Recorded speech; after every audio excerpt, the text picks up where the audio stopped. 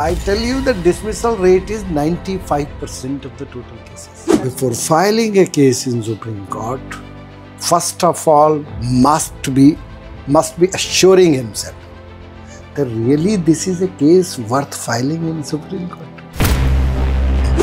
लेकिन अगर आपको ऐसा लगता है कि आपका जो केस है that doesn't deserve to be filed in Supreme Court, तो आपको ये कह देना चाहिए अपने क्लाइंट से कि तुम्हारे केस में कुछ है नहीं भाई। लेकिन उस मिसकैरेज को कौन देखेगा? उसको तो वो तो खत्म हो गया वहां पे कन्विक्ट होने के बाद। ना तो सुप्रीम कोर्ट एविडेंस ले सकता है, ना हाई कोर्ट एविडेंस ले सकता है। इसका मतलब किसने मिसहैंडल किया है? लॉयर ने मिसहैंडल किया है। कि हमको जेलों में जाके बहुत सारे लोग ऐसे, जो आपको ऐसे लोग मिल जाएंगे 10, 15, 20%, 10% होंगे, या हो सकता है मेरा डाटा गलत हो, आपको ऐसे लोग मिल जाएंगे जो पूछेंगे साहब ये बेल क्या होती है। The New Indians presents Law and Justice by Vedic Legal in association with Vedic Legal and Company and the Senate of Jurists. नमस्कार, मैं हूं ऐश्वर्या बख्शी और आप देख रहे हैं द न्यू इंडियंस। और आज हम बात करने जा रहे हैं special live petition and court room argument पे। और इसी पे बात करने के लिए हमारे साथ मौजूद है देश की एक जानी मानी हस्ती, सुप्रीम कोर्ट के senior advocate mister Ravindra Kumar Raizada. तो प्लीज वेलकम सर, बहुत बहुत स्वागत है आपका। My pleasure Aishwarya. Sir, special leave petition पे बात करते हैं, तो सर स्पेशल लीव पिटीशन के की कंपोनेंट्स क्या होने चाहिए कि अगर वो एज अ यंग लॉयर कोई एसएलपी फाइल करा तो वो डिसमिस ना हो पहले? देखो, आप एक बात आपको बता दें कि जो स्पेशल लीव पिटीशन है वो आर्टिकल 136 ऑफ द कॉन्स्टिट्यूशन में फाइल होता है। ये लास्ट कोर्ट है। अगर आप ये समझ के चल रहे हैं कि हमारी डिसमिस ना हो तो इसका कोई मैजिक है ही नहीं, नंबर 1। लेकिन ये है कि पहले तो ये समझने वाली बात है कि जो एसएलपी है it's an appellate jurisdiction under the extraordinary and you say that is jurisdiction which has been vested in Supreme Court. In fact, it is to settle the law. If there is a confusion, there is a contradiction, there is no law on the point. So therefore, it's an extraordinary jurisdiction in the sense that is absolutely discretionary for the Supreme Court whether to entertain an SLP or not.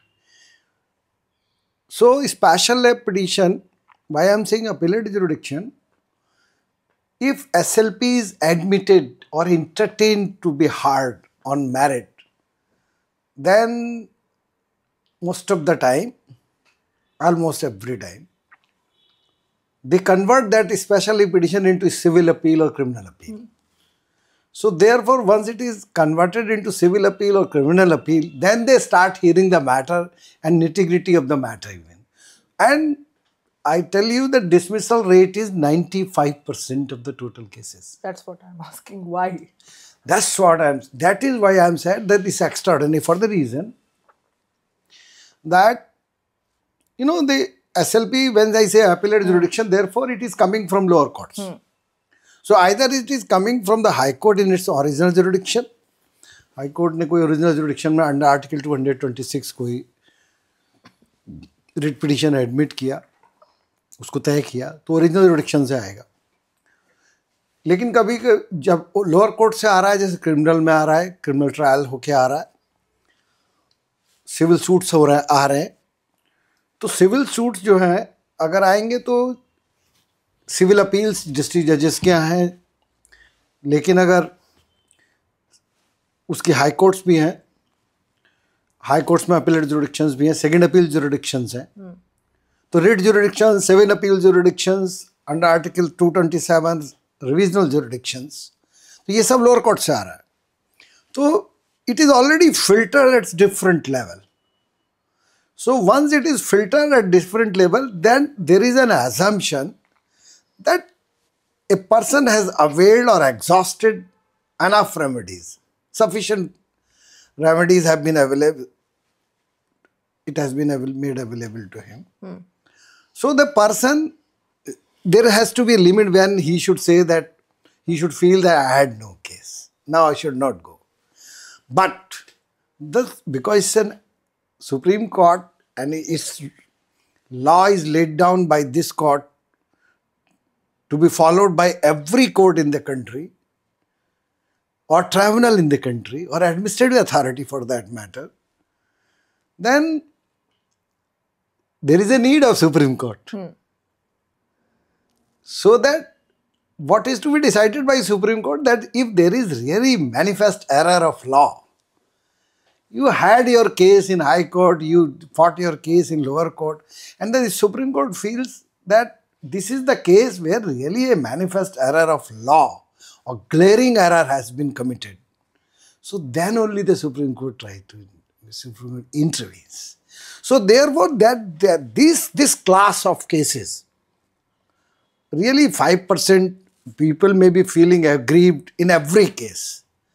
Every case a person is losing in High Court or here or in any court, he will always be feeling, he will never be a satisfied person that I had no case.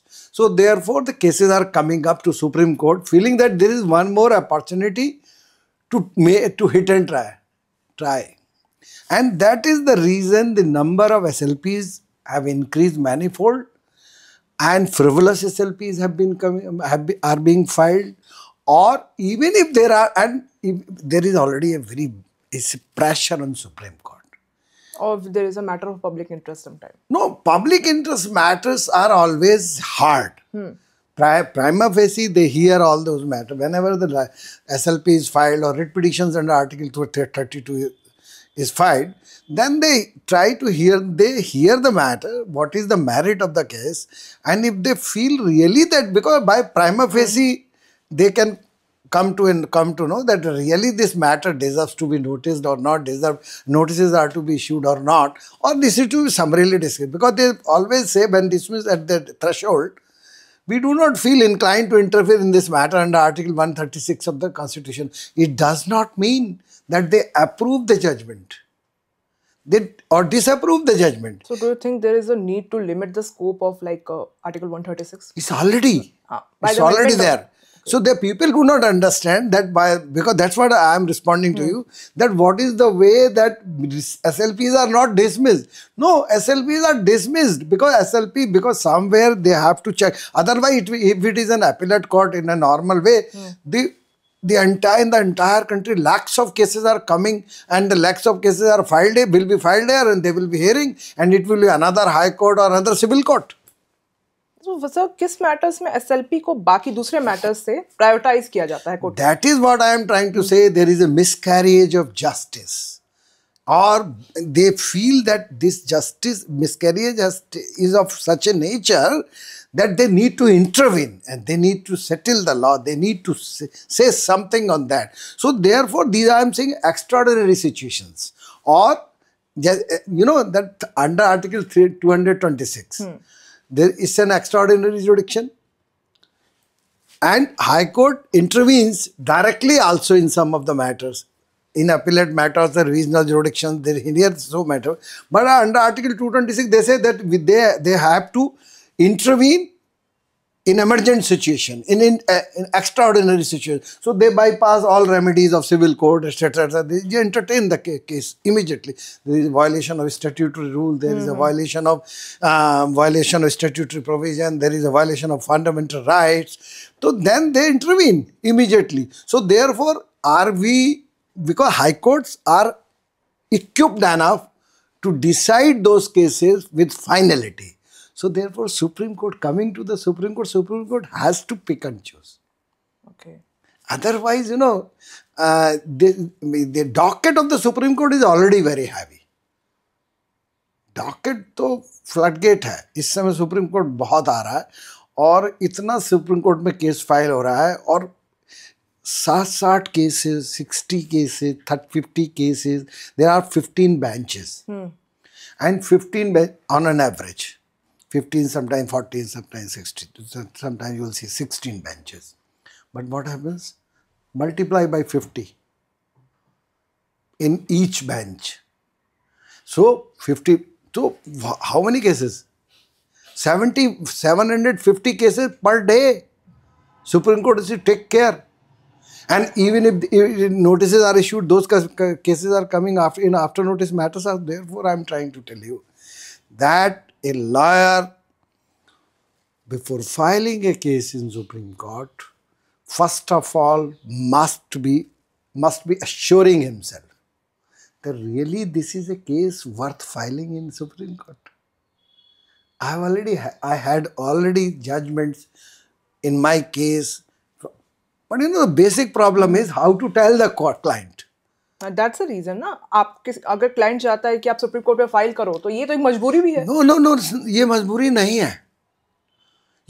नहीं है. ये problem client का जो last resort court आना चाहता है.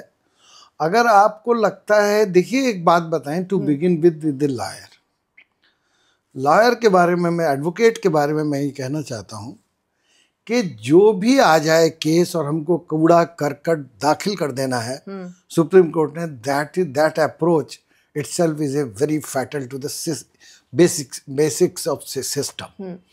Problem is कि इतना ज़्यादा केस जो फाइल हो रहा है, इसको अगर आप बहुत सरसरे देखेंगे, प्राइमा फेसी देखेंगे या इसको स्क्रूटनाइज करेंगे, तो आपका लगेगा कि 30, 45, 50% केसेस तो वो उनके अंदर कोई वर्थ ही नहीं है, उनको फाइल ही नहीं होना चाहिए था. लेकिन लॉयर्स की प्रॉब्लम उनके पास आ गया है. तो अगर लॉयर को ये प्रॉब्लम है, ये हाई कोर्ट लेवल पे तो चांस होता है, you take a chance, you in under article 227 आपके पास परवर्सिटी है, नॉन एप्लीकेशन ऑफ माइंड है या एब्सेंस ऑफ एविडेंस है. ये तीनों ग्राउंड जो 226 की या 227 की हैं, ये सुप्रीम कोर्ट में भी अवेलेबल है. लेकिन अगर आपको ऐसा लगता है कि आपका जो केस है that doesn't deserve to be filed in Supreme Court, तो आपको ये कह देना चाहिए अपने क्लाइंट से कि तुम्हारे केस में कुछ है नहीं भाई.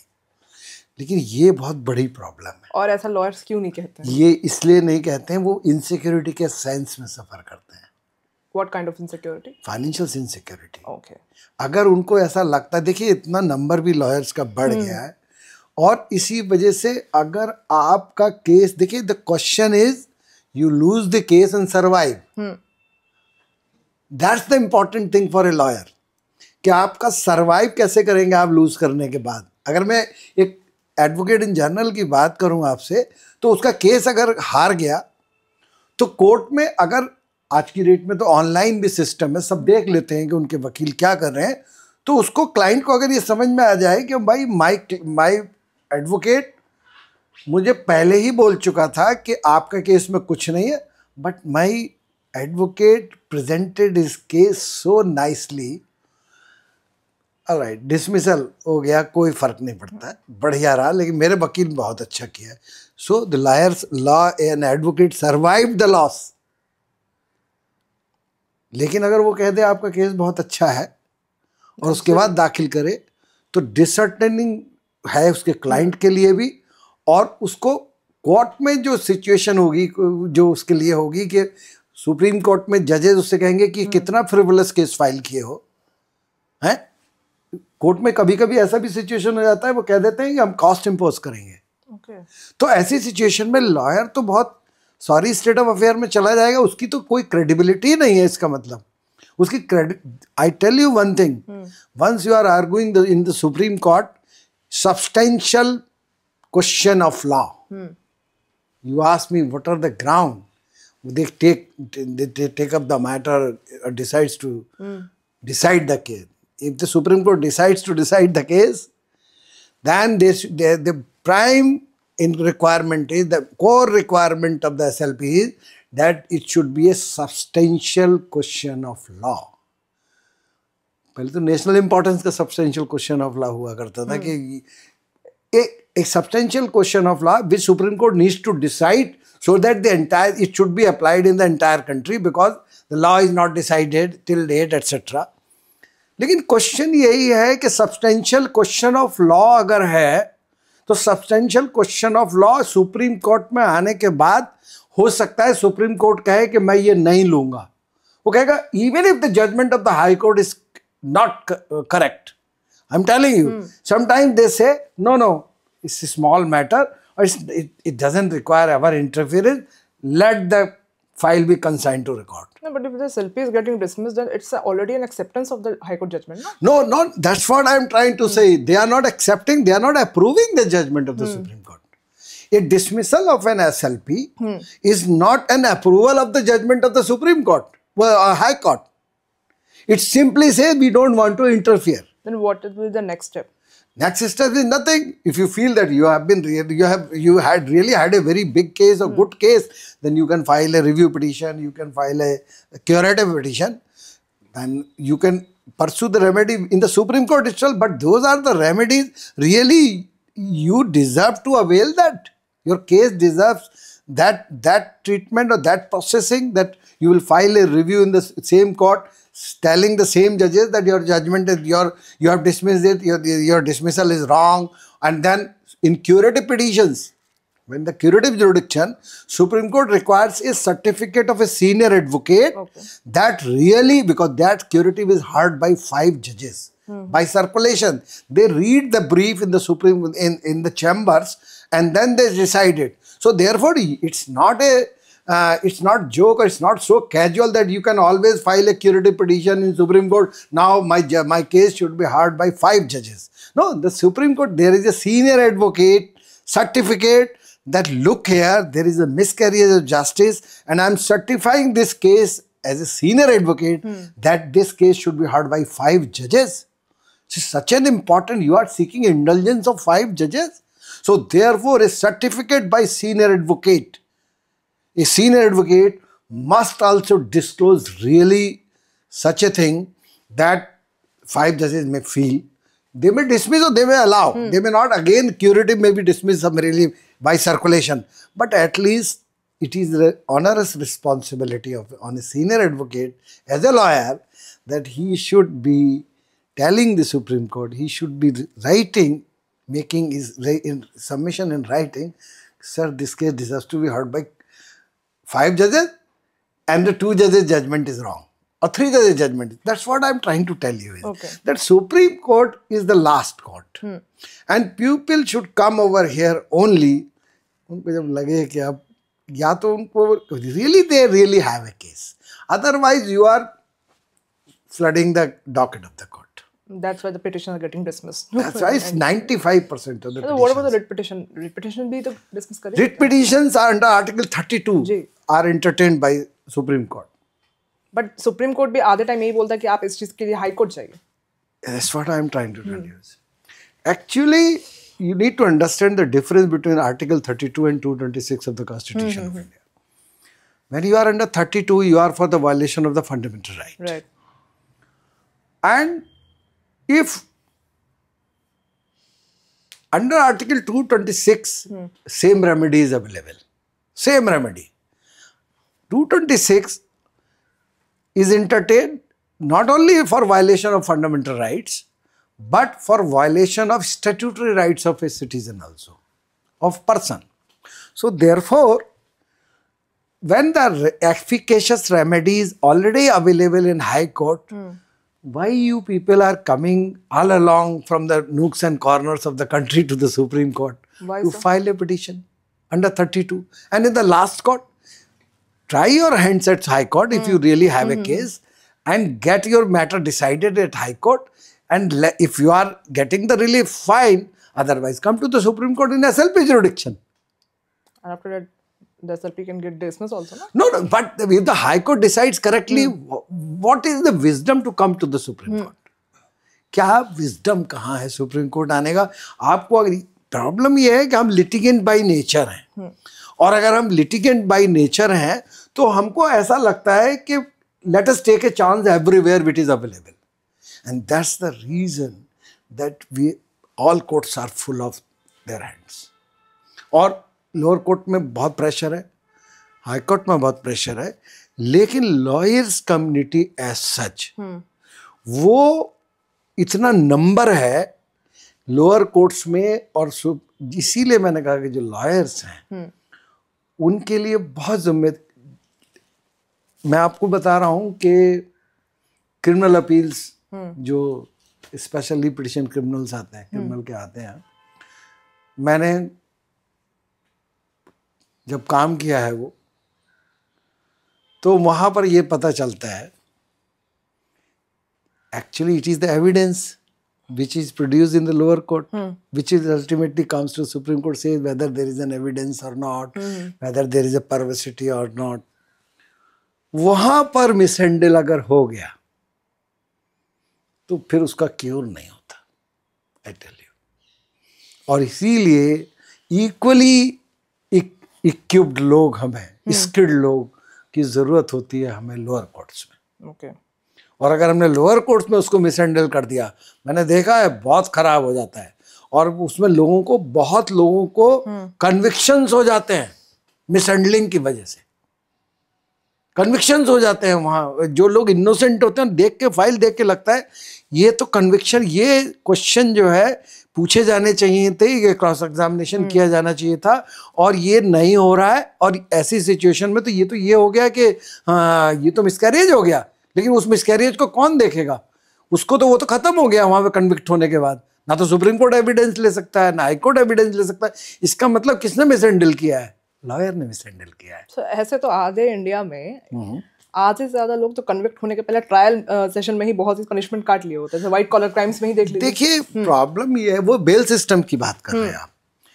जो कंट्री में जो इकोनॉमिक्स है, जो कंट्री में जो जिनकी आप एक्यूज की बात कर रहे हैं, आप अगर इसको देखें कि वो जेलों में रहते हैं इतने दिनों, जेलों में रहने की बात है कि बहुत से लोग तो बेल पिटीशंस, जो बेल हो जाएगी उनकी, वो चाहे इकोनॉमिक रीजंस हो उनके, या उनका सोशल रीज़न हो कि उनके घर में कोई नहीं है, या उनके कोई फ्रेंड नहीं है जो उनकी केयर करें। बहुत से तो बिना बेल के जेलों में पड़े रहते हैं। बेल, उनकी पिटीशन कभी सुप्रीम कोर्ट आती, हाई कोर्ट या लोअर कोर्ट जाती ही नहीं है। Once they are arrested by police, they languish in jail. So what is the point of then bail is a what was that? Bail is a rule, and jail is an exception. What no, is the point question of that, is that judge is to be informed that sir, I have been arrested. Please release me on bail. So somebody has. That's why application I am telling you. कोई व्यक्ति जब तक कि किसी court में जाएगा नहीं, या तो आप कहिए कि हमारे यहाँ जो लीगल एड सिस्टम है उसको ये इनिशिएटिव लेना पड़ेगा कि कितने लोग जेलों में बंद हैं, क्या जेलों में होता है, ये ऐसा नहीं है, हो नहीं रहा है। जब जेलों में इंटरेक्शन कर रहे हैं लोग, इवन द जजेस जा रहे हैं सुप्रीम कोर्ट देखने, सुप्रीम कोर्ट के जजेस भी गए हैं। लेकिन देखिए ये जिम्मेदारी तो वो है जो अवेकेंड लॉयर है की है। जो लॉयर है उसको ये समझ में आना चाहिए, उसको काम की भी तलाश रहती है। तो उसको हमेशा अगर वो देखता रहे कि जब तक मैं बैठा हुआ हूँ कचहरी में और मुझको पैसा नहीं मिल रहा है, मैं तब तक जो है वो कहीं यहाँ से उठ के नहीं जाऊँगा, मुझे पास लोग आने चाहिए, नहीं। आज भी इस देश में ऐसी जगह हैं जहाँ लोगों को उनसे जाके कहना है कि तुम्हारे क्या राइट्स हैं। ये बेल क्या है, राइट की बात कर रहे हैं हम। तो उनके जो ह्यूमन राइट्स है, जो उनका जो राइट टू लाइफ है, जिसका इंग्रेडिएंट है बेल, तो उनको तो कोई जाके बताएगा ना कि तुमको बेल हो जाए। ये तो अवेयरनेस ऑफ द कॉन्स्टिट्यूशन की है, awareness of the statutory provision की है। तो आप जो ये बात कह रहे हो कि लोग ऐसे करते हैं और जेल में बहुत दिनों पड़े रहते हैं, जेलों में बहुत दिनों पड़े, एक तो ग्राउंड ये हो गया कि उनकी बेल ही नहीं आता है, सुप्रीम कोर्ट, हाई कोर्ट नहीं आता है, लोअर कोर्ट नहीं जाता, कहीं जाती नहीं है बेल, वो जेलों में लैंग्वेज करते रहते हैं। गरीब लोग हैं वो, बहुत सारे ऐसे लोग हैं। ऐसे गरीब लोगों के लिए लीगल एड भी तो एक बट ये तभी तो मैंने कहा ये लीगल एड क्या है, ये मूवमेंट है या इंस्टीट्यूशनल है? ये मूवमेंट होना चाहिए लीगल एड।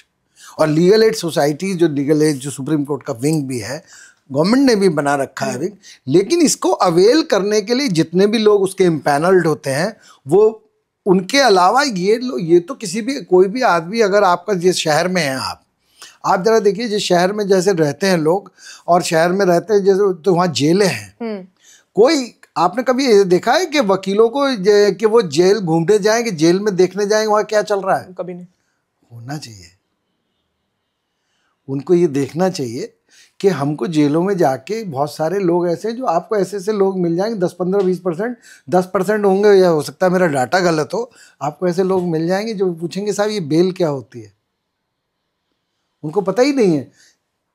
अगर उनके पास जो है वो थोड़ा सा नॉन बेलेबल ऑफेंस में उनका अगर लग गया है, तो मालूम पड़ेगा उनको पता ही नहीं चलेगा कि वो मेरी बेल भी हो सकती है, वो तो सोचता है मैं सजा काट लूंगा बस। उसको यही नहीं पता कि सजा कैसे कटेगी। जेलों में जाके उसको वकील नहीं मिलता। अब तो लीगल एड, अब तो क्रिमिनल में कर दिया है कि अमाइकस अपॉइंट कर देते हैं वो।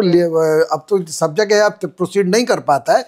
लेकिन ये स्टेट एड जितनी भी है, लॉयर्स जो हैं जिनके पास, खासतौर से मैं उन लोगों के लिए कहता हूँ जो पढ़ने लिखने वाले बच्चे हैं या जो लोग ब्रीफलेस हैं, जो ब्रीफलेस हैं और पढ़ने लिखने वाले बच्चे हैं, वो उन लोगों के लिए ये बहुत बड़ी चीज़ है कि वो वहाँ पर ये देखें कि वो कैसे पब्लिक प्लेटफॉर्म्स पर जो एक्टिविटीज़ जो चाहते हैं वो कैसे पब्लिक इंटरेस्ट की एक्टिविटीज़ जो है उसको कैसे परफॉर्म कर सकते हैं। वो जब तक अपने को इन्वॉल्व नहीं करेंगे, अब हम ही लोग हैं।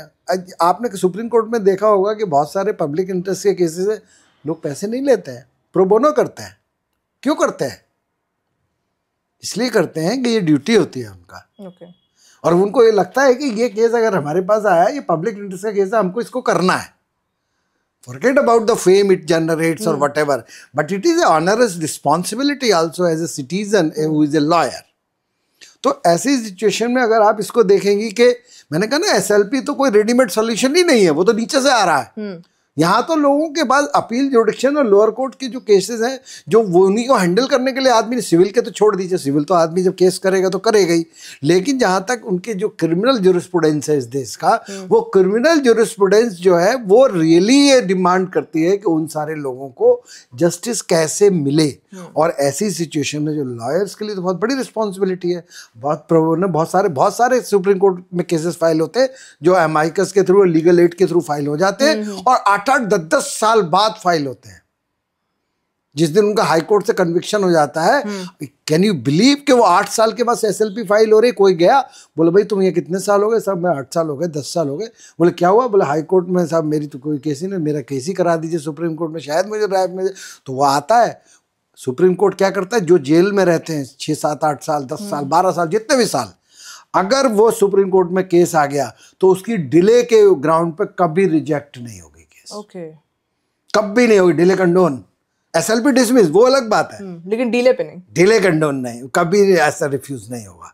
आज तक किसी का, ए पर्सन इन जेल का एक आप केस नहीं बता सकते मुझको जिसमें वो कहना भी नहीं पड़ता है उनको कि साहब ये जेल अपील है। हाँ ठीक है, अगर हीनियस क्राइम हो फिर भी कोई सा क्वेश्चन ये है कि हीनियस क्राइम की मेरिट पे देखा जाएगा, उसमें डिले कहाँ से ग्राउंड है?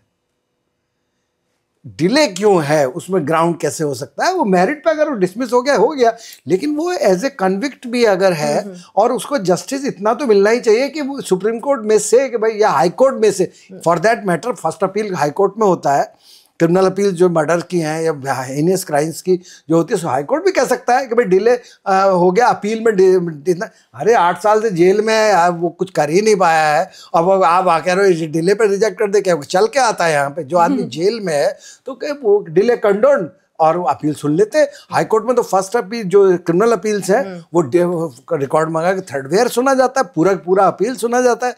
तो वो तो बिल्कुल ट्रायल कोर्ट की तरह चलता है, जहाँ फर्स्ट अपील ज्यूरिडिक्शन है इस देश में जितने भी हैं, चाहे वो सिविल अपील्स हो चाहे वो क्रिमिनल अपील्स हो, वो बिल्कुल ऐसे सुनी जाती है जैसे ट्रायल कोर्ट सुनता है। वो तो टाइम कंज्यूमिंग प्रोसेस है। सर आपने भी बताया था जैसे बहुत से क्रिमिनल्स जो जेल में होते हैं जिन्हें बेल, उनकी एप्लीकेशन बनी भी नहीं होती, तो क्या आपने बोला वकीलों को जाके वहां विजिट करना चाहिए? यस, कर लेना चाहिए।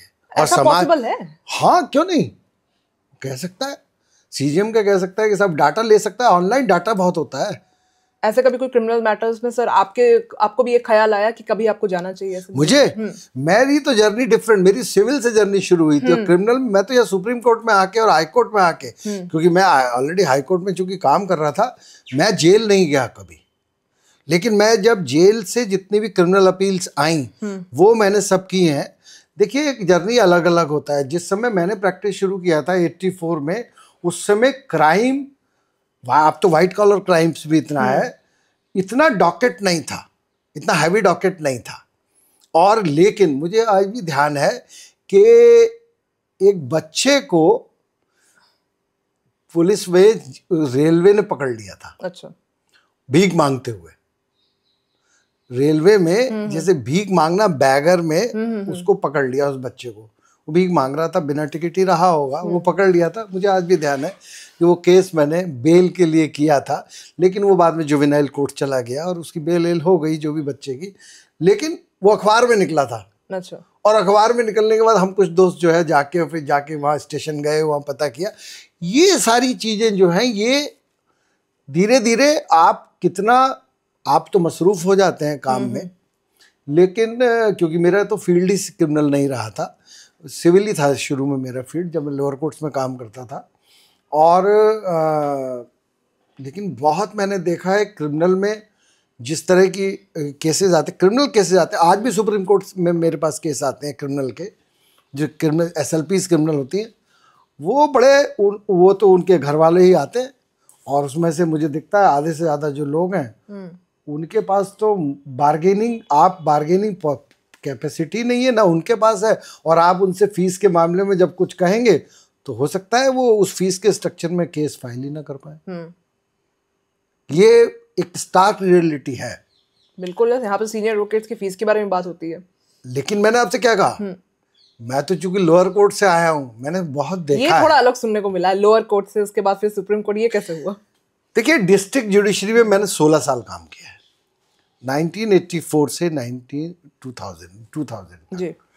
और मैंने कभी सोचा भी नहीं था अपने जीवन में कि मैं हाई कोर्ट या सुप्रीम कोर्ट जाऊंगा, विद ऑल फेयरनेस, क्योंकि मेरे दिमाग में कोई सिचुएशन ऐसी नहीं थी कि मैं बरेली छोड़ के, बरेली में मैंने प्रैक्टिस शुरू किया, तो बरेली में पढ़ने गया था और वहीं पे मैंने प्रैक्टिस शुरू किया।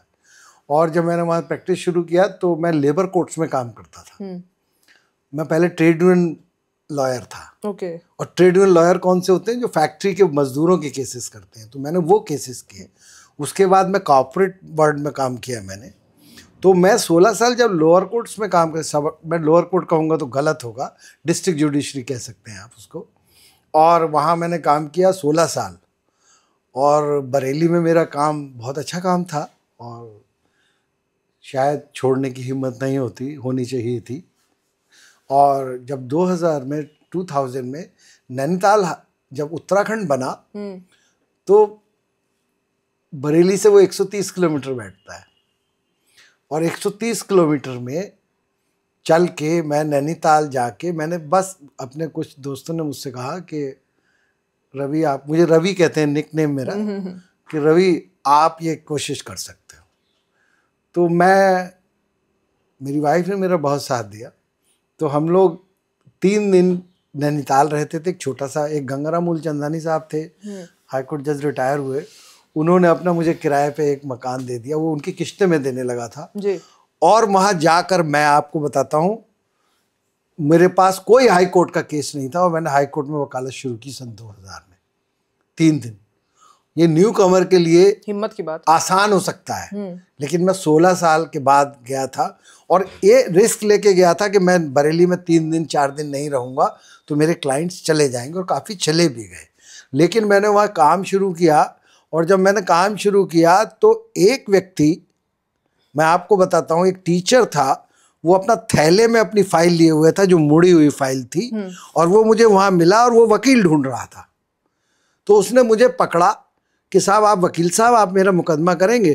तो हम तो बहुत पैसे लेते थे, कॉर्पोरेट के वकील थे जी। तो हम जब वहाँ पहुँचे तो उसने हमसे कहा कि साहब कितनी फीस लेंगे? तो हमने उससे कहा तुम हमारी फीस नहीं दे पाओगे, लेकिन अगर तुम पहली बार तुम आज मेरे पास आए, मेरा पहला मुकदमा है इस हाई कोर्ट का, इसलिए मैं छोड़ने की भी स्थिति में नहीं हूँ। रिस्क था लेकिन दोनों तरफ। नहीं, मैंने कहा कि भाई मैं तुम्हारा मुकदमा नहीं छोड़ सकता, क्योंकि मेरे को ये पैसे मिल रहे हैं और पहले मुकदमे के, और तुम्हारी हालत ये है कि तुम फीस मेरी दे नहीं सकते। तो ऐसा है कि तुम्हें जिसने भेजा है कि कौन, कहाँ से आए हो? बोले मैं काशीपुर से आया हूँ। तो मैंने काशीपुर में ही पूछ लेना मेरे बारे में, वही बता देगा। कोई भी जिससे भी जो भी हो, किसी भी कंपनी में जाना और पूछना हमने RK रायजादा साहब को हम करना चाहते हैं, तो वो तुम्हें बता देगा। तो उसने कहा साहब मेरे पास, मैंने क्या दे सकते हो? तो उसने, वो भी सच्चा ही आदमी था। एक्चुअली उत्तराखंड में जो पहाड़ है ना, थोड़ा सरल लोग हैं। तो उसने मुझसे ये कहा कि 2500 रुपये मैं टोटल दूंगा आपको, और मैं आज लाया हूँ 1200 रुपये, और मेरे को पहली फीस उत्तराखंड में 1200 रुपये मिली। और सर उस वक्त आप लेते कितना थे? मैं लेता था 5500 रुपये। तो काफी कम, बिल्कुल आधे से भी कम ये बात होगी। लेकिन मेरे भी सर्वाइवल का प्रश्न था जी। अब ये सर्वाइवल का प्रश्न है, उसके सर्वाइवल का तो यार उसकी नौकरी का मामला है। मेरे सर्वाइवल का प्रश्न ये है कि मैं ये छोड़ दूंगा तो ये गई, मतलब ये भी नहीं मिले। मुझे एक कैसे मौका मिलेगा हाई कोर्ट में काम करने का, आप जरा सोचिए जी। कि मेरे पास कोई नहीं, और मैं एक हाई कोर्ट में चल, मेरे साथ एक गंगाराम मूलचंद है जिनका नाम मैंने लिया, वो भी घूमने गए थे। तो हम लोग, अगर हमको मुकदमा नहीं मिलेगा तो नहीं मिलेगा, लेकिन मैं कोई ऐसे वहां कोई स्वागत करने थोड़ी बैठा है मेरा कि राजा जी आ रहे हैं उनसे मुकदमा करा लिया जाए। धीरे धीरे करके ही करना है। और पहला केस मिला है, आई कॉल्ड माय फोन। उस समय मोबाइल होता था 16 रुपए मिनट का, वो मेरे पास था एस्कॉटेल का। तो वो मैंने उसको वाइफ को फोन किया कि तुमसे मैंने कहा था कि भाई कुछ 6 महीने तो तुम्हारा जो है खर्चा तुम्हें मुझे ही देना पड़ेगा, लेकिन मुझे तो आज के पैसे मिल गए, मैं वापस चला जाऊंगा। 700 रुपए की टैक्सी होती थी उस समय। तो मैं वो बता रहा हूँ आपको, मैं ये बता रहा हूँ कि लॉयर का स्ट्रगल वहाँ आ गया, फिर 3 दिन वहाँ करता रहा, 4 दिन वहाँ करता रहा, और 2013 में मैं डिजिग्नेट हो गया सीनियर एडवोकेट वहाँ। और जैसे ही वहाँ डिजिग्नेट हुआ तो वहाँ ये 13 साल वहाँ काम किया था, और काम बहुत अच्छा था वहाँ। और लोगों को लगता था कि अब सीनियर हैं तो यही माना जाता है कि ठीक ही है सब। वहाँ पर जो है फिर मेरी वाइफ ने मुझसे कहा कि अब बरेली भी छोड़ देते हैं, अब ये तय करो कहाँ जाना है, या तो नैनीताल जाएंगे पूरा या जाएंगे, फिर बताओ क्या करना है। तो हम सुप्रीम कोर्ट उस समय 1-2 बार आना शुरू कर दिए थे देखने। शांति भूषण साहब को असिस्ट करने आता था मैं यहाँ, जो शांति भूषण साहब हैं, मुझे अब तो डेथ हो गई उनकी। तो शांति भूषण है, आर्यन त्रिवेदी हैं, राकेश द्विवेदी जी हैं, इनको मैं असिस्ट करता था आके, और रंजीत कुमार जी। अब मैं सीनियर खुद हो गया, तो जब मैं सीनियर खुद हो गया तो अब मुझे खुद भी करना है, अब तो करना ही है। तो मेरी वाइफ से मैंने कहा कि एक रिस्क और लेते हैं, हम छोड़ देते हैं बरेली और 3 दिन यहाँ रहते हैं, तो हम सुप्रीम कोर्ट रहेंगे, अब दिल्ली रहेंगे। वहाँ का काम छोड़ दिया बिल्कुल, बरेली काम जितना जो 3 दिन रहता था काम वो छोड़ दिया, बहुत बड़े बड़े क्लाइंट छोड़ दिए कॉर्पोरेट के। और उसके बाद सुप्रीम कोर्ट आ गए, बिल्कुल यहाँ किराए का मकान लिया और यहाँ पे आके यहाँ शुरू कर दिया 2013 में।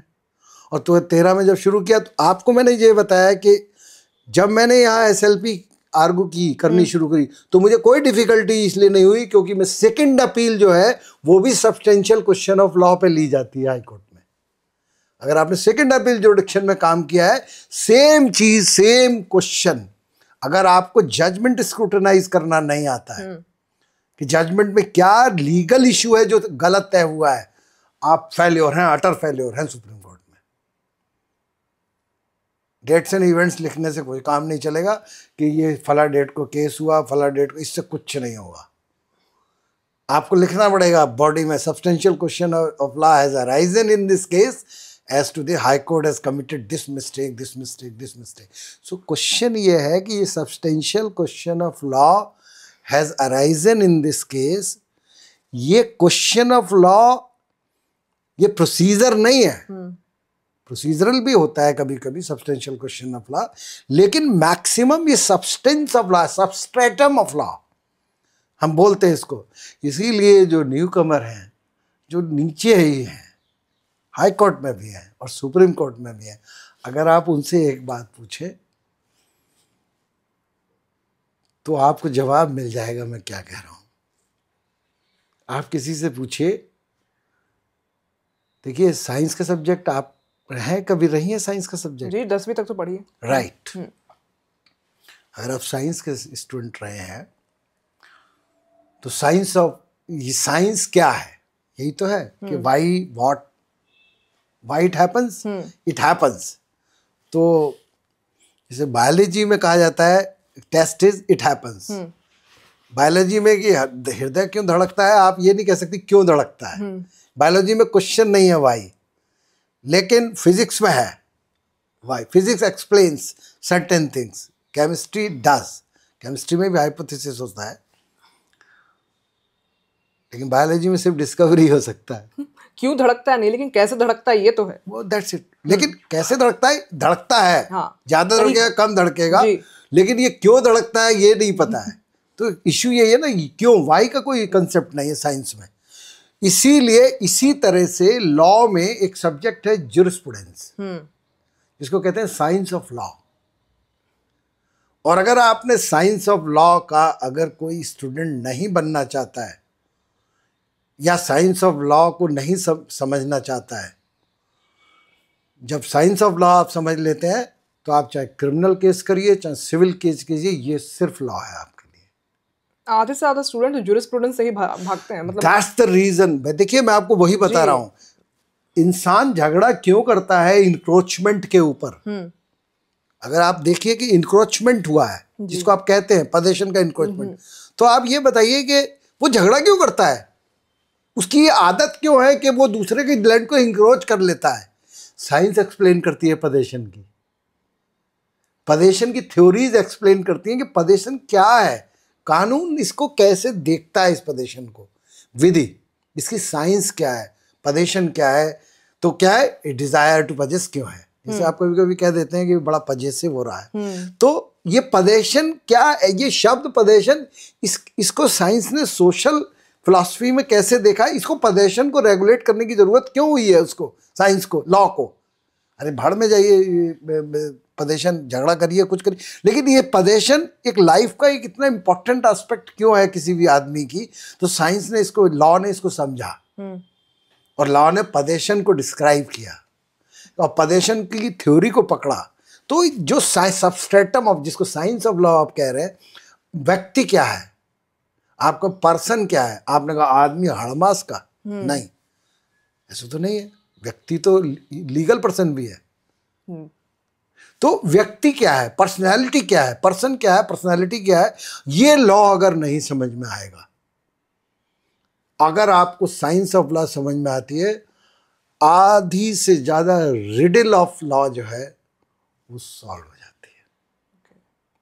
आपको मैं बताता हूं कि पूरा की पूरा supreme court science of law को ऑपरेट करता है। सुप्रीम कोर्ट जो है किसी भी सिचुएशन में प्रोसीजरली अगर आप कोई लैप्स कर दें तो सुप्रीम कोर्ट ये चेक करता है कि ये प्रोसीजरल लैप्स से कोई मिसकैरियज ऑफ जस्टिस तो नहीं हुआ है। लेकिन सुप्रीम कोर्ट ये करता है कि इफ ऑल राइट, अगर इसमें कोई एरर, इस प्रोसीजरल लैप्स से कोई बहुत मिसकैरियज नहीं हुआ है, तो होगा, थ्रो कर देगा, इग्नोर कर देगा procedural lapse. That's what I am trying to tell you, procedure sometimes is important. पूरा की पूरा हाई कोर्ट का 226 का जुरिडिक्शन प्रोसीजरल लॉ को चेक करने का, नेचुरल जस्टिस का violation, procedure decision making check होता है।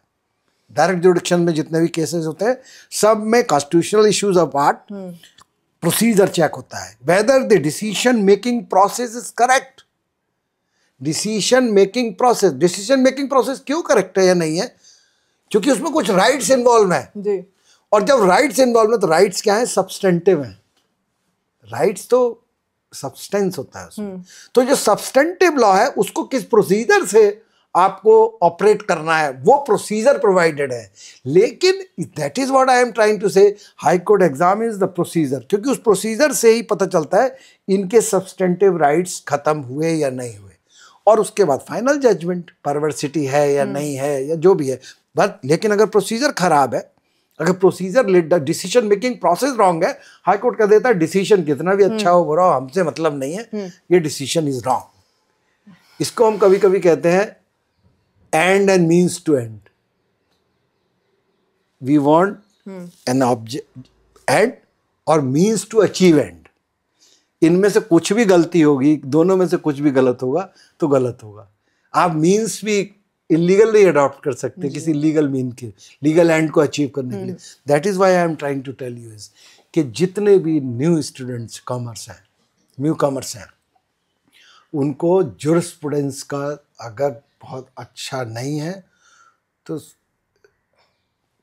मुझे लगता है आप, नंबर ऑफ केसेस तो बहुत अच्छे हो सकते हैं आपके पास, और न अगर आप एक अच्छे प्रैक्टिशनर भी हो सकते हैं, मेहनती हों, प्रभु कोई ना कोई गुण देता है किसी व्यक्ति को आगे बढ़ने के लिए। लेकिन अगर आपके अंदर लॉ को समझने वाली साइंस का ही क्लू नहीं है, आप उसको साइंस को ही नहीं समझ पाएंगे, तो नॉट नहीं खोल पाएंगे। मुकदमा तो चल जाएगा। जज को भी पता है मुकदमा तो कैसे होना है, वो जज भी ठीक ही है, उनका भी ठीक ही होता है साइंस ऑफ लॉ, तो वो लोग कर लेते हैं, तब वो भी गलत हो जाते हैं। आज की डेट में सबसे बड़ी इशू यही आ रही है कि जुडिशरी में या हाई कोर्ट लेवल पे जो जजेस आते हैं वहां पर भी इशू है, क्या है सर? सब्सटेंशियल इशू है। बहुत अच्छा काम है, बहुत मतलब क्वालिटी गिरी है। क्वालिटी एज इन लाइक उनके इंटरप्रिटेशन या फिर? हाँ, जजेस की जो क्वालिटीज है वो बहुत अच्छी नहीं हो रही है और इसमें डिके हो रहा है। मतलब उनके वर्किंग इस पे बता रहे हैं आप, या फिर जो जजमेंट डिलीवर कर रहे हैं, क्वालिटी ऑफ या फिर इंटरप्रिटेशन क्वालिटी ऑफ जजमेंट्स में प्रॉब्लम है, और क्वालिटी ऑफ जजमेंट्स में प्रॉब्लम है, इसीलिए सुप्रीम कोर्ट का डॉकेट बढ़ रहा है। ओके। और इसीलिए मैंने कहा कि जो क्वालिटी ऑफ जजमेंट्स क्यों गिर रहा है, इसके बहुत सारे कारण हैं, और सिस्टम को इम्प्रूव करने के लिए इसीलिए सुप्रीम कोर्ट में ज़्यादा से ज़्यादा SLP पहले इतना नहीं था। अब शायद अब कुछ पिछले 1-2 साल से मैं देख रहा हूँ कि ये जो 5% मैंने आपको बोला, ये परसेंटेज बढ़ा है एडमिशन का। ओके। अब नोटिस ज़्यादा हो रहा है वो, लेकिन जो जिस तरह का मैंने देखा है क्वालिटी ऑफ जजमेंट्स, मैं अपना सब्जेक्टिविटी है, बर्डनिंग ऑफ केसेस भी तो एक मैटर कर रहा होगा, तो इसीलिए तो बर्डन आ रहा है। नहीं तो हाई कोर्ट में ये इशू है। हाई कोर्ट ने, मैंने कहा बहुत फैक्टर है। एक इलाहाबाद हाई कोर्ट में 250-250 केसेस एक जज एक दिन में कर रहा है, इट्स डैम इम्पॉसिबल। और वो इतना सिचुएशन खराब है कि उतना टाइम भी नहीं मिल रहा है, ना सुनने का टाइम मिल रहा है, ना डिसाइड करने का टाइम उतना मिल रहा है। और मैं आपको बताऊं कि वहां पर हालत उस high court, Nainital high court में उतना खराब स्थिति नहीं है जी। उतना ज़्यादा पेंडेंसी है, उतना नहीं है। लेकिन मैं तो हाई कोर्ट में बता सकता हूँ आपको, इलाहाबाद की बता सकता हूँ, थोड़ा बहुत दिल्ली हाई कोर्ट का बता सकता हूँ कि जहाँ बैकलॉग बहुत है, जहाँ पेंडेंसी बहुत हो रही है। लेकिन जजेस अच्छे हैं, जो सुनते भी बहुत सारे, ज़्यादातर जजेस अच्छे ही हैं, लेकिन प्रॉब्लम वही है कि क्वालिटी, जब सोसाइटी में थोड़ा क्वालिटी में गिर रहा है तो वहीं से तो सब लोग इधर उधर आ रहा है, तो वो मुझे लगता है कि उसमें लॉट टू बी डिजायर्ड। और जब अब कुछ बच्चे जो हैं, चूंकि लॉ में अब अच्छे, पहले 84 में मैं लॉ किया था मैंने, तो मैं आपको ये बताऊं कि उस समय लॉ प्रिफर्ड सब्जेक्ट नहीं था लोगों का, बिल्कुल नहीं था। लॉ में लोग आते नहीं थे ज़्यादा, और वही लोग आते थे जिनका कुछ नहीं होता था कहीं, वो सब लॉ में आ जाते थे। बहुत ईमानदारी से बता रहा हूँ। और मैं जब लॉ में आया तो मुझसे लोगों ने कहा कि तुम क्यों आ गए। मैं पढ़ने में ठीक था, मैं थ्रूआउट आई फर्स्ट क्लास। साइंस एक्सपेक्ट किया होगा आपसे उस वक्त? हाँ, मैं मेरे हाई स्कूल इंटरमीडिएट में मेरी फर्स्ट क्लास थी, इंटरमीडिएट BSc में सेकंड था। लेकिन लोगों को एक्सपेक्ट नहीं था कि मैं लॉ कर लूंगा join, and law I join law as an option, not as a last resort. Okay. No, it was not. और इसीलिए जब उस समय नहीं आते थे लोग, अब तो लोग बहुत आ रहे हैं। लॉ स्कूल्स जब से आ गए हैं, उनमें क्वालिटी ऑफ स्टैंडर्ड भी, क्वालिटी का जो है वो काफ़ी अच्छी क्वालिटी आ रहा है लॉ स्कूल्स में। और प्राइवेट स्कूल्स भी बहुत अच्छा कर रहे हैं। वो कंपटीशन का, वेरी कम्पिटिटिव नाउ।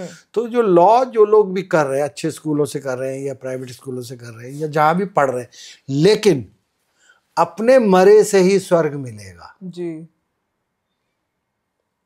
आप खुद ही स्टडी करेंगे तभी बेड़ा पार होगा। स्पून फीडिंग करके कुछ नहीं हो सकता। मैं आपको आज नहीं, मैं 2-4 साल आपको समझाता रहूं, वकालत के गुर सिखाता रहूं, ऐसा कुछ नहीं। तो सर कुछ कोर्टरूम आर्गुमेंट पे भी एडवाइस कर दीजिए, जो वकील सीधे हाई कोर्ट या सुप्रीम कोर्ट आना चाहते हैं, यंग लॉयर्स, उन्हें कहाँ से स्टार्ट करना चाहिए? देखिए, सुप्रीम कोर्ट अगर आप डायरेक्ट आना चाहते हैं तो आपको पहले तो थ्रेशोल्ड आपको एडवोकेट ऑन रिकॉर्ड का क्रॉस करना होगा। अच्छा। और एडवोकेट अगर एज अ सीनियर एडवोकेट वो as a junior associate join करते हैं, जूनियर एसोसिएट ज्वाइन करेंगे तो हमेशा, अगर मान लीजिए सपोज वो AOR नहीं हो पाए तो फिर वो हैंडओवर तो AOR को ही करेंगे केस।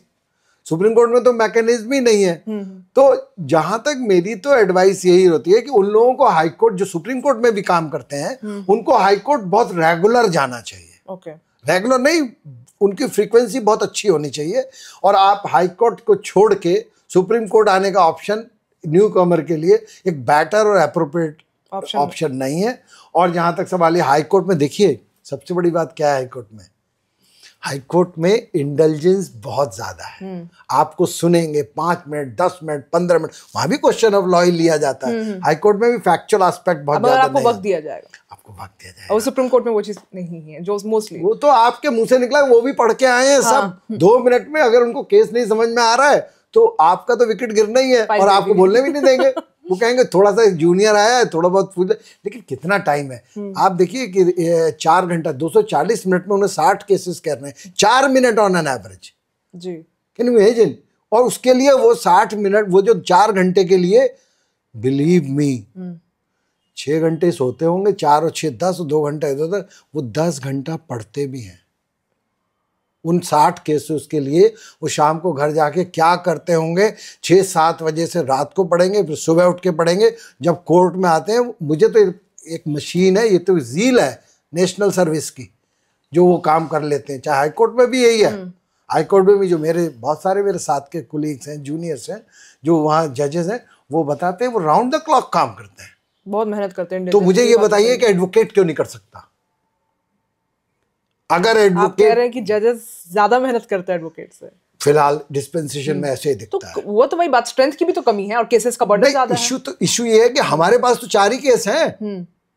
मेरे पास तो 4 केस हैं, और अगर मैं न्यू कमर हूं तो मैं 4 केसेस के बाद, अगर आप बहुत गौर से देखिए तो 4 केसेस का, मुझे 4 केसेस मिल गए, तो उससे पहले क्या था? 4 भी नहीं थे, तो मैं क्या कर सकता था? आप मुझे बताइए। जब 4 केसेस नहीं थे मेरे पास, मैं जो कर सकता था वही तो कर सकता हूं। तो मैं सिर्फ पढ़ सकता हूं और कुछ कर नहीं सकता। ओके। तो जब मैं पढ़ सकता हूं तो मैं वही नहीं करूंगा। जब केस आएंगे तब कैसे होगा? और मैं आपको बताऊं कि कोई भी ब्रीफलेस आदमी, अगर वो पढ़ा लिखा नहीं है, तो कोई मुकदमा क्यों सबसे ज्यादा उसी को दिया जाता है जिस पे ज्यादा ब्रीफ हो? एक रेगुलर प्रैक्टिशनर को काम क्यों दिया जाता है? इसलिए नहीं दिया जाता कि इसके पास बहुत ज्यादा काम है और इसको इसलिए काम दे दो, क्योंकि रेगुलरिटी है। नो, इसलिए उसके पीछे एक बैकअप ये मान के दिया जाता है कि ये अच्छा पढ़ा लिखा व्यक्ति है, बहुत अच्छे लॉयर हैं, ये अच्छे हैं, ये टेस्टेड है, टाइम टेस्टेड है, इनकी प्रैक्टिस अच्छी चल रही है, ये बैकअप उनका दिखता है। तो जहां तक सवाल ये है कि आपको एक बात और बता दूं, पढ़े लिखे और ना पढ़े लिखे भी, उसकी लाइब्रेरी की हर किताब गंदी मिलेगी। अगर हाथ ही नहीं लगेगा किताब को, तो किताब तो साफ ही दिखेगी, और वरना उस पर अंगूठे के निशान निकलेंगे हर किताब पे। आपको बहुत सरल चीज है, आपको बैरोमीटर डाल के देख लीजिए। एक पन्ना अगर लॉयर एक दिन पढ़ ले, एक पन्ना, मत पढ़िए ज्यादा, आप देखिए 3-4 साल के बाद 5000 पन्ने कानून के पढ़ा हुआ व्यक्ति, 1500-2000 पन्ने पढ़ा हुआ व्यक्ति, आपको बिल्कुल डिफरेंट नजर आएगा। मैं तो एक ही पन्ना पढ़ने की बात कह रहा हूँ आपसे। लेकिन लाइब्रेरी तो देखने लायक रहती है, वकीलों की किताबों भरी हुई रहती है। मुझे नहीं तो भरी हुई रहती है, लेकिन मैंने क्या कहा, उन एक ही पन्ना तो पढ़ रहे हैं। आप तो जूनियर हैं, आपको तो वहां एक ही पन्ना पढ़ना है, कोई सी भी निकालिए और पढ़ लीजिए, एक पन्ना ही पढ़ लीजिए। जूनियर लॉयर्स जनरली इस चीज से भागते हैं। That's what I'm saying. मैंने कहा ना, Easy going. वो लॉ खुलेगा ही नहीं, लॉ की किताब ही नहीं मतलब लॉ की साइंस खुल ही नहीं पाएगी। जितना इस जुरिस्प्रूडेंस इस केस में डेवलप हुआ है इस देश में, वो जुरिस्प्रूडेंस के बेसिस पे डेवलप हुआ है। जजेस ने ऐसा नहीं, फैक्चुअल में कोई common sense is not the law, common sense is not the law, और not is not necessarily to be a law. और अगर आप कॉमन सेंस पे आप वकालत करना चाहते हैं, फेलियर डूम्ड बिल्कुल निश्चित है। यू आर डूम्ड, मतलब you are destined to be doomed, अगर आपने ये सोचा। मैंने आपको इसलिए ये बात बता रहा हूं कि मैं तो नीचे से आया हूं, मैंने हर लेवल पे देखा है स्टैंडर्ड। लॉयर्स के स्टैंडर्ड में इतना बढ़ गया, इस नंबर बहुत बढ़ गया है, लेकिन सब्सटेंशियल इश्यूज हैं, और वो इश्यूज जो हैं वो लॉयर्स को खुद ही सॉर्ट आउट करने। एक इंडिविजुअल लॉयर को, मेरे पास बहुत इंटर्न्स आते हैं, और जब वो मुझसे पूछते हैं कि सर, अब आपको एक एग्जाम्पल बता रहा हूँ, बहुत जल्दी निबट जाएगी ये बात। मेरे पास 2 बच्चे आए, किसी स्कूल, IPL था यहाँ, एक IPL यूनिवर्सिटी है। उन्होंने मुझसे कहा, साहब हम काम सीखना चाहते हैं और वो फर्स्ट ईयर या सेकेंड ईयर में रहे होंगे। अब वो एक सीनियर एडवोकेट से क्या काम सीखेंगे भाई?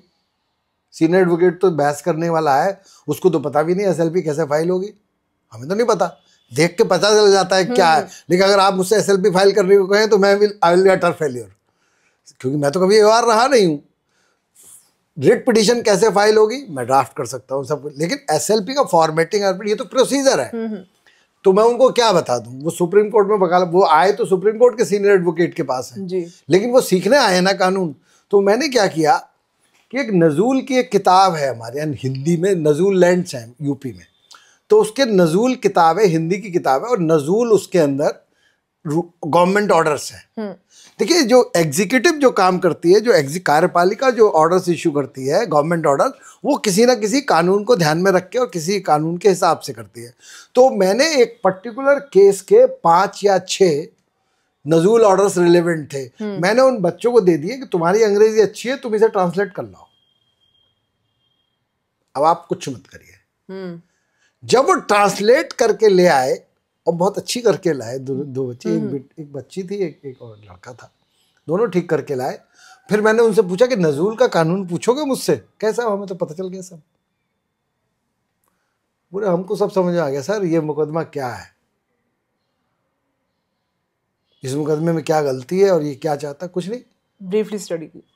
वो बच्चे नहीं, देखिए बेसिक चीज क्या है, वो कागज को पढ़ना, वो कागज, वो एसएलपी थोड़ी बना रहे हैं, वो कागज पढ़ रहे हैं, वो कागज जो सब्सटेंस है, वो प्रोसीजर थोड़ी है गवर्नमेंट, उसमें उसके अंदर कानून लिखा है।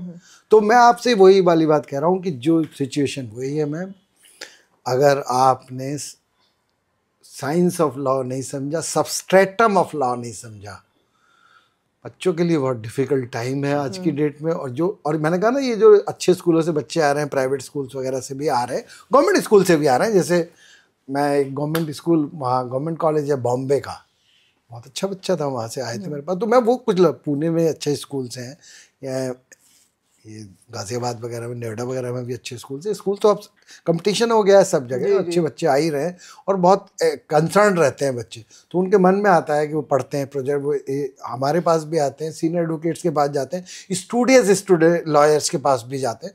वहाँ से वो पिकअप करना चाहें तो बहुत सारी चीज़ें कर सकते हैं। जो लॉजिस्टिक्स हैं प्रोफेशन की, लॉजिस्टिक प्रोफेशन की जो है, लेकिन उसमें सबसे बड़ा कोर वैल्यू यही है, पढ़ना तो पड़ेगा जी। और ये इस प्रोफेशन का एक बहुत बड़ा, पढ़ना तो सर हर प्रोफेशन में ही है। You are right. तो ये सब में है, लेकिन अब जो सिचुएशन है वो ये है। तो जहाँ तक सवाल ये है कि एसएलपी और रिट, यहाँ तो दो ही चीज़ें हैं, एसएलपी है, रिट है। सिविल अपील्स भी आती हैं एनवायरमेंटल लॉ की, या एनजीटी वगैरह से सिविल अपील्स भी आती हैं यहाँ पे। तो ऐसी सिचुएशन में भी वही सिचुएशन है, कोई भी प्रोसीजरल लॉ बहुत रिलेवेंट नहीं है। प्रोसीजर लॉ आपकी लॉजिस्टिक है कि आप कैसे अचीव करेंगे चीज़ को, लेकिन सब्सटेंशियल लॉ तो इतना ज़्यादा वेरीड हो गया, इतना हाईली टेक्निकल है। आप scientific advancement of the country है, उससे पूरा वर्ल्ड अक्रॉस जो कम्युनिकेशन और आपका साइंस एंड टेक्नोलॉजी, ये जितना भी सब्जेक्ट है, ये इतना ज़्यादा अब इतना वो लॉ इसमें बन गया है कि लोगों के लिए वास्ट अपॉर्चुनिटीज़ हैं, लेकिन लोगों को फोकस करना ही पड़ेगा कहीं ना कहीं। और ऐसी सिचुएशन में बाकी तो ये है कि स्ट्रगल तो बहुत है मैम, और स्ट्रगल बहुत है, लेकिन फ्यूचर ठीक है। और क्योंकि इसको, इस प्रोफेशन में अपॉर्चुनिटीज़ की कमी नहीं है, और कहीं भी आप मोहल्ले में भी लेवल पे अगर काम करना चाहें तो लॉ मिल जाएगा आपको काम करने के लिए, आपको मिल जाएगा। इसलिए जो नुक्कड़ पे जो आदमी है खड़ा हुआ, जो गांव में है एडवोकेट, उसको भी बहुत अपॉर्चुनिटीज़ है, और इतनी अपॉर्चुनिटीज़ हैं उसको कि अगर वो चाहे तो तहसील लेवल पे भी बहुत काम कर सकता है। पावर्स का इतना ज़्यादा एक्सरसाइज, एग्जीक्यूटिव एक्सरसाइज इतना पावर्स का है इस समय कि आप अपने राइट्स के लिए, वायलेशंस के लिए बहुत ज़रूरत है लोगों को जी। और यहाँ हाई कोर्ट और सुप्रीम कोर्ट में उतनी ज़रूरत नहीं है, जितनी नीचे है जरूरत। यहाँ क्वालिटी की जरूरत है, क्वांटिटी की जरूरत नहीं है, लेकिन नीचे क्वांटिटी भी चाहिए और क्वालिटी भी चाहिए, और नीचे क्वांटिटी ही ज्यादा आती है और क्वालिटी भी चाहिए। लेकिन कोई अच्छे बच्चे जाना नहीं चाहते लोअर कोर्ट। हाँ, नहीं जाना चाहते, या तो हाई कोर्ट या तो सीधे डिस्ट्रिक्ट जुडिशरी नहीं जाना चाहते। उसका कारण क्या है कि उनको जो जिसको आप कहते हैं ग्लैमर या उसको कह सकते हैं, सुप्रीम कोर्ट तो बच्चे आते हैं सीनियर एडवोकेट्स को गाउन में देखते हैं, किंग, बिल्कुल, तो जो किंग कोर्ट, लास्ट गोल तो एक्चुअली एक लिटिगेंट का वही होता है ना, एक लॉयर, लिटिगेंट का होता है, लॉयर का नहीं होता। हाँ। नहीं, अगर लिटिगेंट का है मुझे नहीं पता, वो तो पता नहीं कहाँ रिलीफ मिल जाएगा, आएगा नहीं आएगा, लेकिन लॉयर का गोल सुप्रीम कोर्ट है, तो ये देश के लिए बहुत अच्छी स्थिति नहीं है। क्या होना चाहिए फिर? उसको ये समझना चाहिए कि मैं कहाँ पर मैं काम पाऊंगा, कहाँ पर मुझे अपॉर्चुनिटीज है to develop as a lawyer. Okay. लेकिन अगर उसको ये सोचना है कि सुप्रीम कोर्ट ही वो मोक्ष है, सुप्रीम कोर्ट आ गया तो मैं मोक्ष है, तो मोक्ष तो मृत्यु से प्राप्त होगा, तो मृत्यु ही हो जाएगी। अगर आप इसको लेगी, तो मैं आपको जो बात बता रहा हूँ कि ये मैं डिसअपॉइंट नहीं करता हूँ। मैंने किसी बच्चे को प्रमोट नहीं किया कि वो डायरेक्ट सुप्रीम कोर्ट आए। मेरा अपना लड़का, बहुत से ऐसे वकील है सर जो पहले कहते हैं कि आप पहले स्कूल में जाइए, मतलब आप लोअर कोर्ट्स में जाइए, वहां सीखिए, पहली चीज ड्राफ्टिंग सीखिए, बेसिक सीखिए, बिकॉज सीनियर के पास आप आओगे तो सीनियर विल एक्सपेक्ट कि आपको आना चाहिए पहले से काम। वही लोग फेल कर जाते हैं। ब्रीफिंग काउंसिल बिल्कुल जो है, जब उन्हीं को नहीं पता है कुछ, तो ब्रीफ लेके holding the brief is not important, but reading the brief and briefing the person, that's an important thing. तो जहां तक हम लोगों का सवाल है, अब बात है कि जो सीनियर एडवोकेट्स हैं उनको भी बहुत पढ़ना ही पड़ता है। बिल्कुल, सीनियर एडवोकेट्स भी ऐसा थोड़ी है कि कोई डिवाइन विजडम है उनका, कोई डिवाइन विजडम नहीं है कि सीनियर एडवोकेट बनने के बाद डिवाइन विजडम आ गया है। प्रभु ने कोई ऐसा, वो तो टूल है पढ़ने का, लिखने का। दिन दिन पर सीनियर एडवोकेट भी वो ज़्यादा मेहनत करते हैं। वो क्या करते हैं, ये ब्रीफ पड़ा हुआ है, ब्रीफ में ढूंढते रहते हैं, ढूंढते रहते हैं। क्लाइंट का कंसर्न, जितना बबलिंग, पेट की बबल्स होते हैं, जो जितना जूनियर को होते हैं उतने सीनियर को भी होते हैं, क्योंकि उसको अपनी स्टेक्स होती है, उसकी हाई स्टेक्स हैं, उसका अपना है। लेकिन सीनियर एडवोकेट बनना या ना बनना, एक वो तो प्रभु की एक जर्नी है, आप जब जहाँ बनेंगे। लेकिन अगर आपने किसी भी हालत में, अगर आप एक अच्छे अधिवक्ता पहले बनेंगे ना जी, आप तो अधिवक्ता पहले बनिए। और दूसरी बात, सीनियर एडवोकेट तो आप बार की नज़रों में बनिए पहले। जो आपको जो एडवोकेट इन जनरल है वो सीनियर आपको मानता है, तभी तो आप सीनियर। वो कब मानेगा आपको? जब भी तो मानेगा जब वो आपकी वर्थ को समझेगा कि आप एक बहुत अच्छे अधिवक्ता हैं, एक अच्छे अधिवक्ता है, आपको अपना ब्रीफ हैंड ओवर किया जा सकता है। तो इसीलिए ये जर्नी है। और जहाँ तक ये है कि न्यू कमर्स के लिए यही कहूँगा मैं, क्योंकि और जहाँ तक फर्स्ट ईयर से जो बच्चे आते हैं लॉ में, जर्नी वहाँ से शुरू होनी चाहिए। ये नहीं कि लॉ करने के बाद शुरू करेंगे। बिल्कुल सही बात का। वहाँ पर वो 5 साल जो हैं बहुत ज़रूरी है। होता है। मैंने आपको बताया ना कि ये 5 साल की जो वो है रिगरस एक्सरसाइज, बीए अब तो इंटरमीडिएट के बाद ही करता है। बिल्कुल, हमारे पास हम तो इंटीग्रेटेड कोर्सेस ही है। इंटीग्रेटेड नहीं, बीए अब तो शायद 3rd ईयर के बाद लैटरल एग्जिट भी है, जिनको ग्रेजुएशन बी लॉ मिल जाता है, BL लॉ। तो जहाँ तक सवाल ये है कि अगर आप ये 5 साल, सुप्रीम कोर्ट जो है वो बहुत, सुप्रीम कोर्ट ने भी कभी कभी ये बात सोची कि हम 5 साल से पहले, 5 साल के एक्सपीरियंस, एक बीच में क्वेश्चन आया कि 5 साल पहले आदमी कहीं काम करके आए, उसके बाद सुप्रीम कोर्ट में उसको एंट्री मिलेगी। बिल्कुल, आर्गू करना या तो 5 साल का एक थ्रेशोल्ड है, कहीं ना कहीं सही भी है एक तरीके से। देखिए अब ये तो बहुत, ये फैक्टर बड़ा सब्जेक्टिव है, आई टेल यू। तो एक तरीके से तजुर्बा भी तो मैटर करता है। इसमें सब्जेक्टिविटी बहुत है। ओके, इसमें सब्जेक्टिविटी ये है कि हम सोचते हैं बात ये होना चाहिए, दूसरा आदमी सोचेगा। ये बताइए कि जो लॉ 5 साल करके आया है, वो अगर, मेरी बात का जवाब दीजिए कि अगर 5 साल उसने बहुत अच्छा लॉ पढ़ लिया है, तो मुझे ये बताइए कि वो पहली बार जब सुप्रीम कोर्ट आएगा और वो AOR का एग्जाम 1 साल, 5 साल, अब तो AOR भी 5 साल के बाद ही मिलता है जी।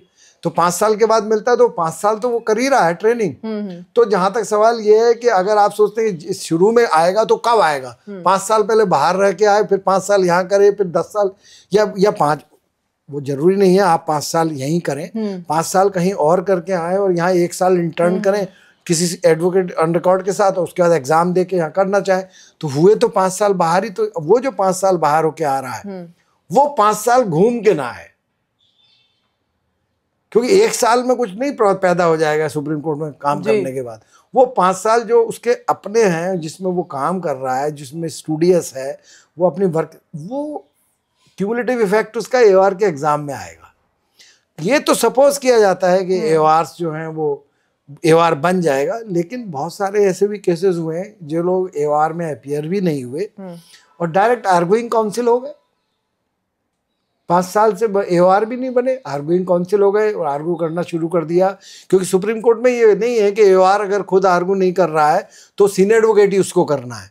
ब्रीफिंग काउंसिल्स बहुत है। वो ब्रीफ ऑन मतलब ब्रीफ आउट करके और वो लोग डायरेक्ट आर्गू कर रहे हैं सुप्रीम कोर्ट में, तो इसलिए कर भी रहे हैं, अच्छा भी कर रहे हैं। बहुत लोग हैं जिनके कैरियर ऐसा नहीं है कि सुप्रीम कोर्ट में AOR एक ऐसा थ्रेशोल्ड है जिसके बाद कुछ है ही नहीं जी। तो ऐसा नहीं है, लेकिन जैसे मैं ही हूँ, मैं तो कभी AOR रहा नहीं, मैं तो डायरेक्ट सुप्रीम कोर्ट ही आ गया। आपकी तो जर्नी ज़िगज़ैग है सर, आपने तो इतना एक्सपीरियंस लेकर वैसे पूछे हैं। वो बहुत लोग नहीं करते हैं, वो रिस्क नहीं ले पाते हैं, वो एक अलग बात है। लेकिन इश्यू तो वही है कि पढ़ना तो वही तो है, अपनी मृत्यु ही सर्व जाएंगे, तो वो तो आपको करना ही पड़ेगा। इसके अलावा तो मेरे पास और कुछ है नहीं। तो चलिए सर, मुझे लगता है डिस्कशन बहुत ही अच्छा रहा एंड जो भी अपकमिंग लॉयर्स है उनको तो इस चीज़ से सीखने को बहुत मिलेगा। ये अच्छा है कि लॉयर्स को सीखे, अच्छा है। बिल्कुल। हमारे पास तो जो कुछ भी है वो अपना एक छोटा सा अनुभव है, एक वैल्यू एडिशन है उनके करने के लिए। और बाकी तो नई जनरेशन इतना ज़्यादा है, उसके पास इनपुट्स और इन्फॉर्मेशंस हैं। मैं आपको बताऊं, वो जनरेशन हमसे वाइजर ही है। और जब वो वाइजर जनरेशन है हमसे, आप भी उसी जनरेशन को बिलोंग करते हैं, तो उसका एक जिसको कहते हैं ना फोकस्ड, उतना ही ज़रूरत है और बाकी है नहीं। अब तो इंटरनेट की दुनिया में इंफॉर्मेशन बहुत है जी। क्लाइंट भी कभी कभी जजमेंट लेके चलता है अपनी फाइल में गूगल से निकाल के। तो आप समझिए कि जो इन्फॉर्मेशन आप गूगल से निकाल सकते हैं और AI से निकाल सकते हैं, वो तो क्लाइंट के हाथ में। तो उसको कौन सी चीज़ आप दे देंगी जिससे आपको ऐसा लगे कि वो आप में कॉन्फिडेंस करे, वरना तो वो गाइड करेगा आपको कि मेरे केस में ये कर दीजिए, which you will not like. तो इसीलिए मैंने कहा कि इन्फॉर्मेशन के इस युग में आपको इनोवेशन करने पड़ेंगे, अपने टूल्स को शार्पन करना पड़ेगा। और वो टूल शार्पन जब ही होंगे जब आप उतनी तो जितनी वो बता रहा है क्लाइंट, वो सब तो आपको पता ही होना चाहिए। वो पता तो जब ही होगा ना, उसकी तो प्रॉब्लम तैयार करके आया है। तो ऐसी सिचुएशन में मुझे लगता है कि जो बच्चे हैं, काफ़ी बहुत अच्छे बच्चे आ रहे हैं इस प्रोफेशन में। और लेकिन मुझे उन लोगों के लिए कहना है कि जिन लोगों को यहाँ लगे कि यहाँ जो ग्राउंड रियलिटीज अगर उसको देखनी है, तो to go back to the basics is the lower court only, is the district judiciary. Basic तो वहाँ से अगर उसको लगता है कि टू शार्पन योर स्किल, यहाँ आइए, 5-10 साल के बाद आइए। यहाँ बहुत अच्छा है, यहाँ पे स्पेस भी है, आपको सब कुछ मिलेगा। और आपने 5-7 साल आपको फीड कोर्ट मिलेंगी। अगर आप यहाँ डायरेक्ट आ गए, आपको काम कहाँ से मिलेगा? लेकिन अगर आपने वहाँ अच्छा काम किया है तो आपको यहाँ काम ऑटोमेटिकली मिल जाएगा। मेरी फीड कोर्ट नैनीताल है, उत्तराखंड हाई कोर्ट से मेरे पास काम आता है, बरली से आता है, उत्तर प्रदेश से आता है। तो वो कहाँ से आता है? मैं वहीं से आया हूँ, मैं उनके साथ रहा हूँ, बैठा हूँ, वो मुझे जानते हैं। यहाँ क्या है, यहाँ तो यहीं पर अखबार में नहीं आए तो गए। You are destined to lose your identity in the din of the din around you. इतना शोरगुल है, उसमें खो जाएंगे आप। Thank you so much sir for giving us your time. Thank you so much. हमें फॉलो, शेयर व like करना न भूलें और लेटेस्ट न्यूज अपडेट्स के लिए नोटिफिकेशन जरूर ऑन कर लें।